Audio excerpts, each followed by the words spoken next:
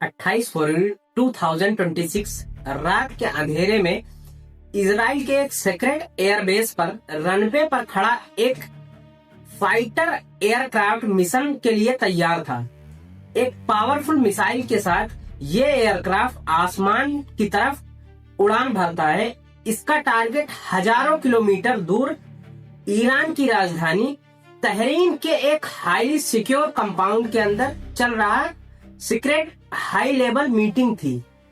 इस मीटिंग में ईरान के सबसे पावरफुल लीडर अली खामेनेई, उनके साथ मीटिंग में कई टॉप मिलिट्री और सिक्योरिटी ऑफिशियल्स भी थे।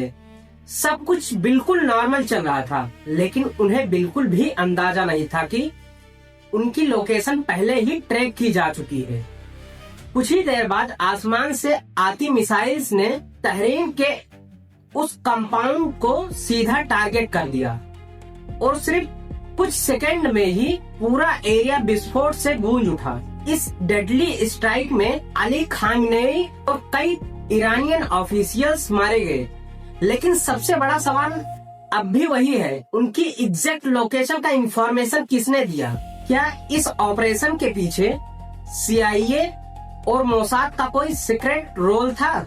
इस कॉन्फ्लिक्ट को समझने के लिए हमें थोड़ा पीछे जाना पड़ेगा, जब ईरान और इजराइल एक घनिष्ठ मित्र थे। उसके बाद 1979 में ईरानियन रेवोल्यूशन के बाद में ईरान की नई इस्लामिक गवर्नमेंट ने इजराइल को अपना दुश्मन डिक्लेयर कर दिया। तब से लेकर आज तक दोनों कंट्रीज के बीच शैडो वॉर चल रही है। ईरान मिडिल ईस्ट में कुछ ग्रुप्स को सपोर्ट करता है, जैसे कि हिजबुल्लाह और हमास। ये ग्रुप अक्सर इजराइल पर अटैक करते रहते हैं। इसी वजह से इजराइल ईरान को अपनी सिक्योरिटी के लिए सबसे बड़ा थ्रेट मानता है। यही रीजन है कि इजराइल और ईरान के बीच वार चलते रहते हैं। इजराइल और यूनाइटेड स्टेट का कहना है कि Iran secretly nuclear weapons develop कर रहा है। अगर ईरान न्यूक्लियर वेपन डेवलप करता है तो मिडिल ईस्ट का पावर बैलेंस बदल सकता है। इसी वजह से ईरान पर सालों से सैंक्शंस लगते रहते हैं और कई बार तो ईरान के न्यूक्लियर साइंटिस्ट पर मिस्टीरियस अटैक भी हुए और कई साइंटिस्ट इस अटैक में मारे भी गए हैं। इसी बीच 1 मार्च 2026 में ईरान के गवर्नमेंट ने ऑफिशियली अनाउंस किया कि अली खामेनेई की मौत हो चुकी है। ईरान में 40 दिन का नेशनल मॉर्निंग डिक्लेयर किया गया, लेकिन रिएक्शन मिक्स था। कुछ सिटीज में लोग सड़कों पर निकल के आए और सेलिब्रेट करने लगे, लेकिन दूसरी तरफ हजारों लोग अली खामेनेई के मौत से दुखित हैं। अली खामेनेई के मौत के बाद 2 मार्च 2026 को ईरान ने रिटेलिएशन में इजराइल और US बेसेस पर मिसाइल अटैक लॉन्च किए। बैलिस्टिक मिसाइल्स और ड्रोन्स मिडिल ईस्ट के कई टारगेट्स की तरफ भेजे गए। अटैक्स में जो रिपोर्ट हुए हैं उसमें Israel, Qatar, Bahrain, Kuwait, UAE, Gulf region में US military bases main target बने। जब ईरान ने US बेसेस को टारगेट किया तो अमेरिका भी डायरेक्टली वार में उतर गया। US नेवी के एयरक्राफ्ट कैरियर्स पर्शियन गल्फ की तरफ मूव कर गए।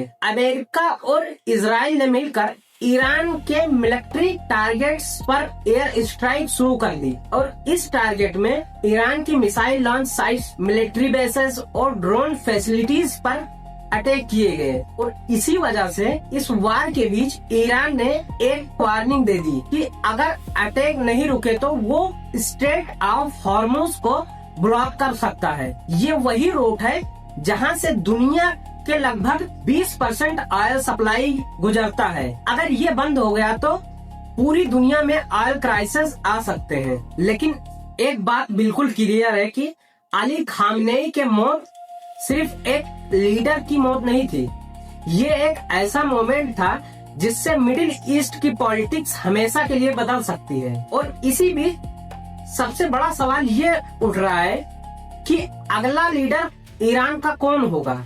क्या ईरान हमले के लिए और बड़ा जवाब दे पाएगा या नहीं दे पाएगा? क्या ये कॉन्फ्लिक्ट सिर्फ ईरान, इजराइल और अमेरिका तक सीमित रहेगी या फिर दुनिया को एक बड़ी ग्लोबल वार की तरफ ले जाएगा? तो इस बारे में आप क्या सोचते हैं? अपनी राय कमेंट बॉक्स में जरूर दें। थैंक यू दोस्तों।